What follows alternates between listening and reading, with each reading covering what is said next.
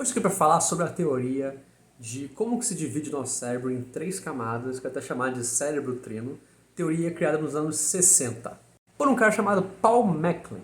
E vou começar com a primeira camada, que é a mais antiga camada do nosso cérebro, a que veio primeiro na nossa evolução e que também tem várias espécies, desde nós, seres humanos, até as lagartixas, por exemplo. Ela fica na base do nosso cérebro e ela se atribui às nossas características mais automáticas, que são menos conscientes. Então é aquilo, se o seu corpo percebe que o ambiente está muito frio, é essa camada que é responsável tanto por perceber isso, quanto também por mandar informação que você tem que começar a tremer de frio para esquentar a temperatura do seu corpo. Também está entre as funções dessa camada perceber quando, por exemplo, a glicose do seu corpo diminui e aí essa camada que está responsável de te fazer sentir fome. Percebeu? Questões não conscientes. Agora partindo para a segunda camada do nosso cérebro, que veio um pouco depois da nossa evolução, mas também tem outros animais. Ela cresceu muito nos mamíferos, principalmente, que é a camada que cuida das nossas emoções. Ela lida com as nossas emoções. Se você vê algo assustador, por exemplo, é responsabilidade da segunda camada mandar a emoção de medo do seu corpo, de você disparar os seus sentidos de medo. Se você vê algo nojento, é ela que está responsável pela repulsa. Então ela é tipo essa central aí das emoções. E as camadas se conversam. Por exemplo, se é uma coisa assustadora. Eu tô competindo com um passarinho aqui, que é engraçado, porque eu acabei de mudar para o Rio. Lá eu competia com os carros. Vira e mexe, estava gravando um vídeo, passava um carro fazendo um barulho absurdo. Aqui são passarinhos. Não sei se eu estou feliz com isso, mas acho que é melhor passarinho do que som de buzina e de motor de carro. E as camadas se conversam. Imagina que você vê alguma coisa assustadora. Aí a camada 2 é disparada, a segunda camada, em que ela vai construir lá a emoção de medo.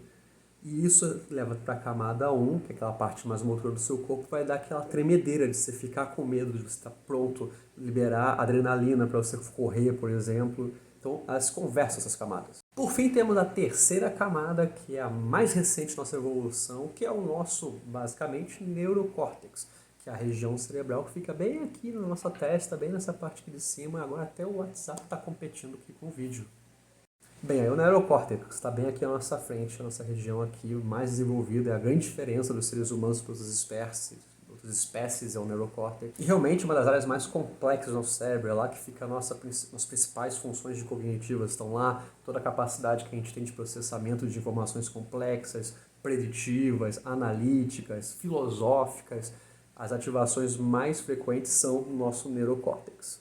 Também nessa teoria fala um pouco sobre armazenamento de memória no neurocórtex, só que, possivelmente por ser uma teoria antiga, não está contemplando que hoje é muito mais verificado que a nossa memória está em diversas partes do nosso cérebro, não tem uma parte específica. Tem partes específicas para o processamento de memória de curto e longo prazo, tudo bem, mas a memória em si é uma das coisas mais complexas de estudar biologicamente, inclusive, mas ela não tem uma área só da memória. Mas claro, o neocórtex também se ativa bastante com questões de memória. Seguindo o exemplo de sentir medo, imagina agora que como a camada 3 era muito mais essas questões complexas, até abstratas, imagina que agora, em vez de você ver uma coisa assustadora, você está lendo um livro de terror, e aí com a camada 3 você consegue personalizar, você consegue trazer essa história abstrata para mais próximo do seu entendimento físico.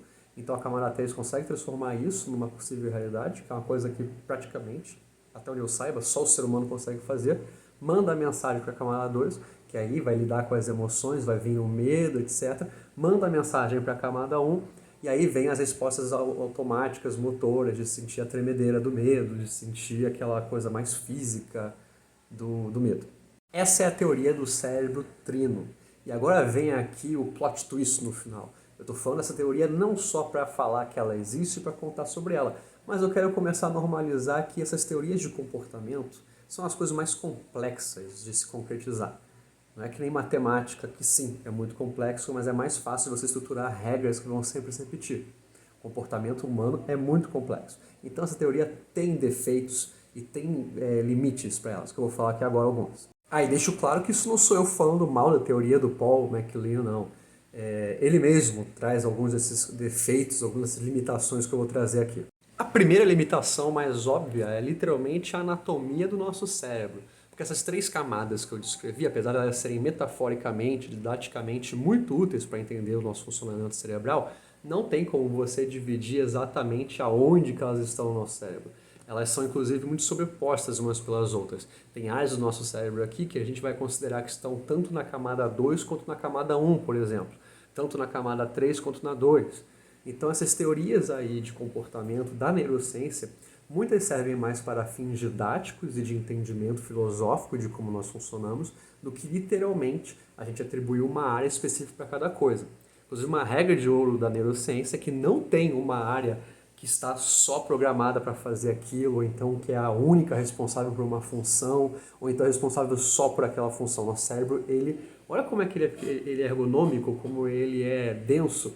Então, cada centímetro dele é super importante para várias coisas. Outra limitação da teoria é que a forma dela, e até a maneira que eu fiz aqui o vídeo, passarinho, e até a maneira que eu fiz aqui o vídeo, parece que existe uma ordem de como que funciona. Então ela começa na camada 3, vai para 2 e vai para 1. E não, nem sempre é assim. O contrário também pode acontecer, pode começar tudo na camada 1 e para 2 e aí para 3. O exemplo que é dado quando se fala essa teoria é você chegar na casa de uma pessoa, ela te dá um copo de alguma bebida gelada, aí ativa a sua camada 1, vai para 2 e quando chega lá na 3, o que se faz pensar, de uma maneira até não tão consciente, é que você considera aquela pessoa como sendo mais fria só porque ela te deu um copo de água gelada. Isso aí é uma série de estudos de neurociência que mostra que quando a pessoa tem essas atribuições físicas, essas questões físicas que te afetam, tal qual um copo gelado, você acaba associando de uma maneira não consciente que a pessoa que te deu aquele copo tende a ter uma personalidade parecida com o nível de temperatura. É meio doido, mas isso é verificado em muitos estudos. Outra falha é que tem muitos aspectos de comportamento que se misturam nessas camadas. Não tem como você alocar perfeitamente em uma camada ou então em outra camada. Algumas emoções se misturam aos pensamentos. As emoções, teoricamente, são da camada 2, os pensamentos complexos são da camada 3. Mas e aí? Qual deles que entra essas emoções, esses pensamentos? Então tem momentos, alguns comportamentos específicos que a gente não tem como diferenciar e a teoria não se mostra tão boa para fazer essas partições aí de como que o nosso cérebro funciona. E a última falhazinha não é tão grande assim, mas realmente pode acontecer que você estudando essa teoria do cérebro trino, pode parecer que primeiro veio a camada 1, depois a 2 e depois a 3. Beleza, até aí não tem grandes problemas. Mas pode parecer que quando veio a camada 2, nada aconteceu com a camada 1. E quando veio a 3, a 2 e a 1 também não aconteceu nada. É como se em cada momento histórico uma camada apenas fosse desenvolvida quando surgisse. Não, as 3 camadas vão evoluindo gradativamente, sincronamente, conforme a nossa evolução. Não foi tipo um passar de level ou então subir, cada degrau foi uma, não. Elas vão evoluindo da mesma forma, assim, na mesma velocidade mais ou menos. Então não teve, primeiro veio uma, aí quando terminou de se fazer a camada 1, aí veio a camada 2, quando terminou de se construir a camada 2, veio a camada 3. Não, foi tudo se construindo, nosso cérebro ele é muito orgânico, ele vai vindo construindo tudo junto, tal, tudo faz tudo, nada faz nada. Então é isso, jovens, essa aqui é uma teoria bem legal de como funciona o cérebro.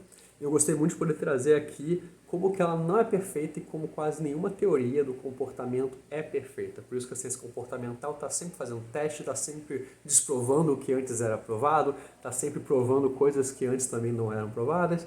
Então ela está sempre em evolução e eu gosto muito disso nela. Então quis compartilhar aqui com você.